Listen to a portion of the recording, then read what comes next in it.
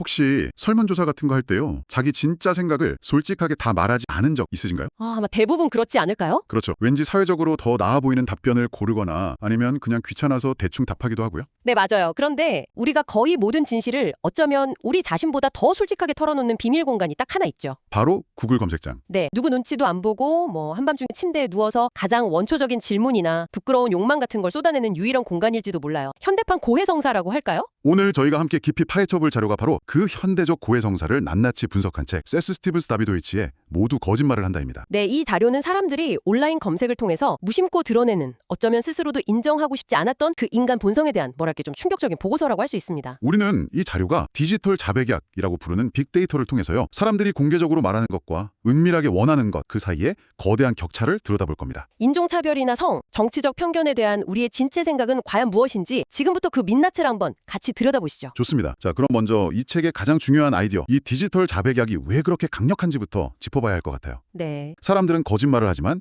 데이터는 거짓말을 하지 않는다. 이 명제가 핵심이잖아요. 그렇죠. 이게 기존의 사회과학 연구 방식이랑은 어떻게 다른 건가요? 아주 중요한 포인트인데요. 이 책 서문을 쓴 스티븐 핑커도 지적했듯이 과거의 사회과학자들은 인간의 마음을 알려고 정말 눈물겨운 노력을 했거든요. 눈물겨운 노력이요. 네, 사람들의 반응 시간을 막 0.001초 단위로 측정하고요. 특정 이미지를 봤을 때 동공이 얼마나 커지는지 보고 심지어 수억 원짜리 fMRI 장비로 뇌의 어느 부분이 활성화되는지까지 다 들여다봤죠. 와, 그렇게까지요? 근데 사실 그렇게 해도 결국 안개 속을 헤매는 느낌 아니었을까요? 맞습니다. 동공이 좀 커졌다고 해서 그 사람이 뭘 정확히 원하는지 알 수는 없는 거니까요. 특히 설문조사는 한계가 너무 명확했고요. 바로 그겁니다. 설문조사는 크게 두 가지 약점이 있어요. 첫째는 적은 수의 법칙. 그러니까 고작 1000명 정도의 샘플로 5천만 명의 생각을 예측하려는 것 자체가 좀 위험하죠. 네네. 근데 더 치명적인 건 두 번째 약점인데 사람들이 사회적으로 바람직하다고 생각하는 쪽으로 답하려는 경향. 바로 사회적 바람직성 편향입니다. 아, 예를 들면 당신은 인종차별주의자입니까? 이런 질문에 네 라고 할 사람은 거의 없는 것처럼요. 그렇죠. 선거에서 꼭 투표하시겠습니까? 물으면 다들 물론이죠. 하지만 실제 투표율은 훨씬 낮은 것처럼요. 맞아요. 그런데 구글 검색 데이터는 이 모든 한계를 그냥 뛰어넘어 버립니다. 일단 익명성이 보장되죠. 네. 샘플이 수천 명이 아니라 수십억 명에 달하고요. 그리고 무엇보다 연구자가 질문을 던지는 게 아니라 사람들이 자기 필요에 의해서 스스로 질문을 던지잖아요. 아, 그게 중요하네요. 네, 아무런 꾸밈 없이 그냥 날 것 그대로의 욕망과 궁금증을 보여준다는 점에서 이건 정말 혁명적인 겁니다. 인류의 생각을 연구하는 완전히 새로운 현미경이 발명된 거나 마찬가지예요. 새로운 현미경이라 비유가 확 와닿네요. 자, 그럼 그 현미경으로 들여다본 세상은 어땠을까요? 여기서부터 정말 흥미로워지는데 이 데이터가 폭로한 우리의 첫 번째 민낯이 바로 인종차별이었습니다. 네. 2008년에 버락 오바마가 당선됐을 때 전 세계가 이제 미국이 인종 편견의 시대를 넘어서 탈인종 사회로 들어섰다 막 환호했었잖아요. 겉으로 보기엔 그랬죠. 여론조사에서도 인종은 더 이상 중요한 변수가 아닌 것처럼 보였고요. 그런데 데이터는 전혀 다른 이야기를 하고 있었다고요. 네, 저자가 깜둥이 같은 인종차별적인 단어나 농담을 검색하는 빈도를 지역별로 분석해봤는데 정말 놀라운 패턴이 발견된 거예요. 어떤 패턴이었죠? 이 검색 빈도가 오바마의 득표율과 매우 높은 음의 상관관계를 보인 겁니다. 음의 상관관계라면 그러니까 인종차별적 검색이 많은 지역일수록 오바마 득표율이 더 낮게 나왔다 이런 뜻인가요? 그것보다 좀 더 깊은 의미가 있습니다. 단순히 득표율이 낮은 게 아니고요. 여론조사에서 예측했던 것보다 실제 득표율이 현저히 낮게 나타났다는 거예요.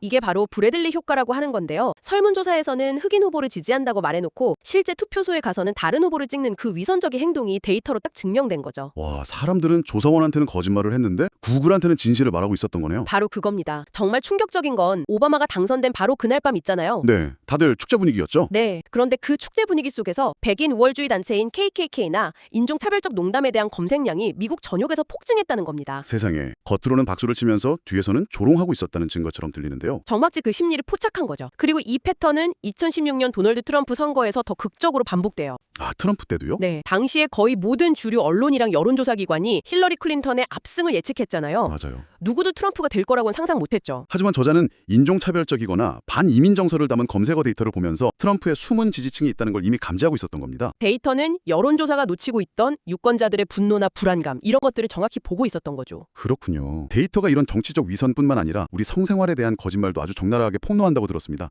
이 부분도 정말 흥미롭던데요. 네, 성은 아마 사람들이 가장 많이 거짓말을 하는 영역 중 하나일 겁니다. 그런가요? 예를 들어서요. 이성애자 남성들한테 콘돔을 얼마나 자주 쓰냐고 물어보면 대부분 꽤 성실하게 쓴다고 답해요. 그런데 질병통제예방센터의 설문 결과랑 실제 콘돔 제조사의 연간 판매량을 비교해봤더니 네. 미국에서만 매년 6억 개 이상의 엄청난 차이가 발생했습니다. 네, 6억 개요? 와, 그 많은 콘돔은 다 어디로 사라진 걸까요? 그러니까요. 결국 설문조사에서 거짓말을 하고 있다는 너무나 명백한 증거죠. 그렇네요. 검색 데이터는 여기서 한 걸음 더 나아가서 사람들이 뭘 불안해하는지를 보여줍니다. 섹스 없는 결혼 생활이라는 검색어가 미국에서 불행한 결혼 생활보다 3.5배, 사랑 없는 결혼 생활보다는 8배나 더 많이 검색돼요. 8배나요? 와, 겉으로는 행복해 보이는 수많은 부부들이 사실은 누구에게도 말 못할 고민을 안고 있다는 뜻이네요. 바로 그거죠. 성별에 따라서도 검색 패턴이 또 다르게 나타나는데요. 남성들은 주로 자기 성기 크기에 대한 불안을 검색하는 반면에 여성들은 파트너가 오르가즘을 느끼지 못하는 것에 대한 걱정을 훨씬 더 많이 검색합니다. 아, 남녀가 걱정하는 포인트가 그렇게 다르군요. 네, 또 흥미로운 점은 남자친구가 게이인 것 같아라는 검색이 여자친구가 레즈비언인 것 같아라는 검색보다 10배나 많다는 사실이에요. 이런 데이터는 기존의 어떤 설문조사로도 얻을 수 없었던 관계의 가장 내밀한 비란을 보여주는 창문인 거죠. 듣고 보니 정말 사회 전체의 무의식을 들여다보는 거대한 창문 같네요.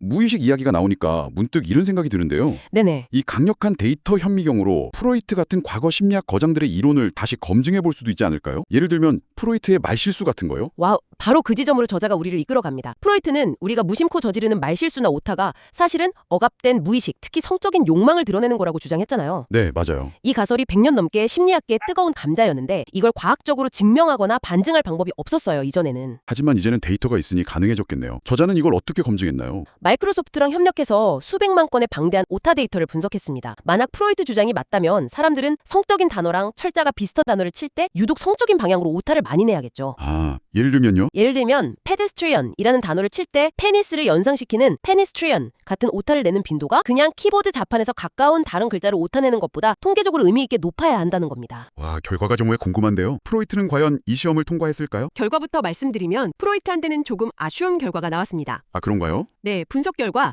성적인 오타가 다른 평범한 오타에 비해 특별히 더 많이 나타나지는 않았어요. 대부분의 오타는 무의식의 발현이라기보다는 그냥 손가락이 미끄러져서 생긴 말 그대로 실수일 가능성이 높다는 결론이었습니다. 그렇군요. 프로이트적 말실수라는 말 자체가 좀 무색해지는 순간이네요. 네, 이 부분에 있어서만큼은 프로이트의 이론이 데이터의 검증을 통과하지 못한 셈이죠. 그럼 프로이트의 이론은 이제 빅데이터 시대에 폐기되어야 하는 걸까요? 그의 또 다른 유명한 이론, 오이디푸스 콤플렉스는 어떤가요? 이것도 확인이 가능할까요? 흥미롭게도 이 부분에서는 프로이트가 어느 정도 체면을 차립니다.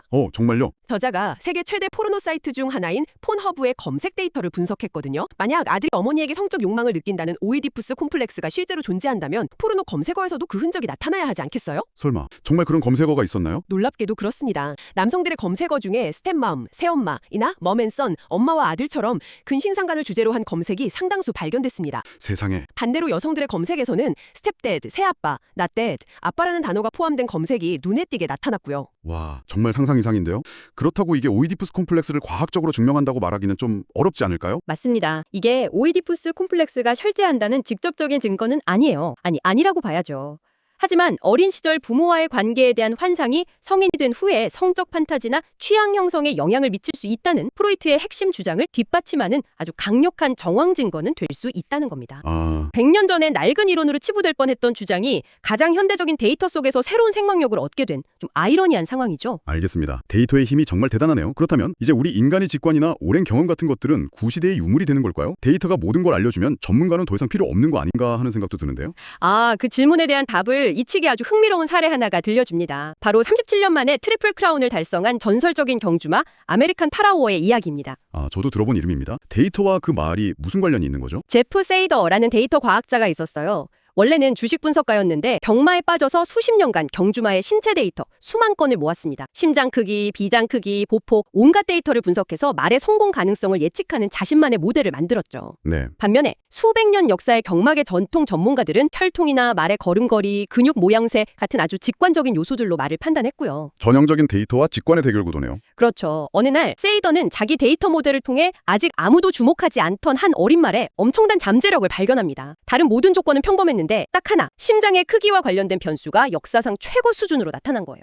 그 말이 바로 아메리칸 파라오였군요. 네, 맞습니다. 당시 전문가들은 그 말의 걸음걸이가 부자연스럽다고 혹평했지만 세이더는 데이터를 믿고 거액을 투자했습니다. 그리고 그 결과는 역사가 증명했고요. 데이터가 인간의 편견과 어설픈 직관을 이긴 극적인 사례네요. 맞습니다. 하지만 이 이야기가 단순히 데이터의 완벽한 승리만을 의미하는 건 아니에요. 여기서 우리가 주목해야 할 점은 세이더가 그냥 닥치는 대로 데이터를 모으기만 한 게 아니라는 사실입니다. 아, 그런가요? 그는 수많은 데이터 중에서 성공과 가장 관련이 깊은 핵심 변수가 무엇인지를 찾아내기 위해 수십 년간의 지식과 통찰력을 쏟아부었던 거죠. 아, 결국 중요한 건 어떤 데이터를 모으고 그 안에서 어떤 의미 있는 패턴, 그러니까 신호를 찾아내느냐 하는 그 인간의 통찰력이었다는 거네요. 바로 그겁니다. 이 사례는 미래의 전문가가 어떤 모습이어야 하는지를 보여줘요. 단순히 자기 분야의 경험만 가진 사람도 아니고 데이터만 다룰 줄 아는 기술자도 아닌 자기 분야의 깊은 지식을 바탕으로 데이터에게 올바른 질문을 던질 줄 아는 사람, 바로 영역 지식을 갖춘 데이터 해석가가 필요하다는 거죠. 그렇군요. 네, 빅데이터는 그 자체로 모든 걸 해결해주는 마법 지팡이가 아니라 인간의 통찰력과 결합될 때 비로소 그 진정한 힘이 발휘되는 강력한 도구인 셈입니다. 오늘 우리는 모두 거짓말을 한다를 통해 구글 검색 데이터라는 디지털 자백약이 어떻게 우리의 숨겨진 생각과 욕망을 드러내는지 살펴보았습니다. 여론조사에서는 결코 드러나지 않았던 인종차별적 편견부터 누구에게도 털어놓지 못했던 은밀한 성적 불안까지 데이터는 우리가 스스로에 대해 그리고 우리 사회에 대해 가지고 있던 생각들을 다시 한번 돌아보게 만드는 것 같습니다. 그리고 이 이야기는 단순히 흥미로운 연구 결과에만 그치지 않습니다. 우리가 지금 이 순간에도 남기고 있는 디지털 흔적들은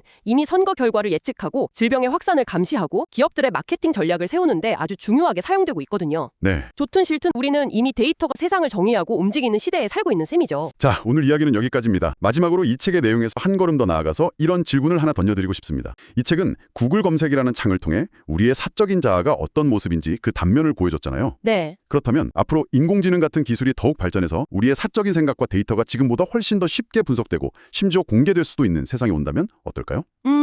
모든 거짓말이 사라지고 진실만이 존재하는 투명한 사회는 과연 우리를 더 행복하게 만들까요? 아니면 서로를 견딜 수 없게 만들어서 또 불행하게 만들까요? 한 번쯤 깊이 생각해 보실 문제입니다.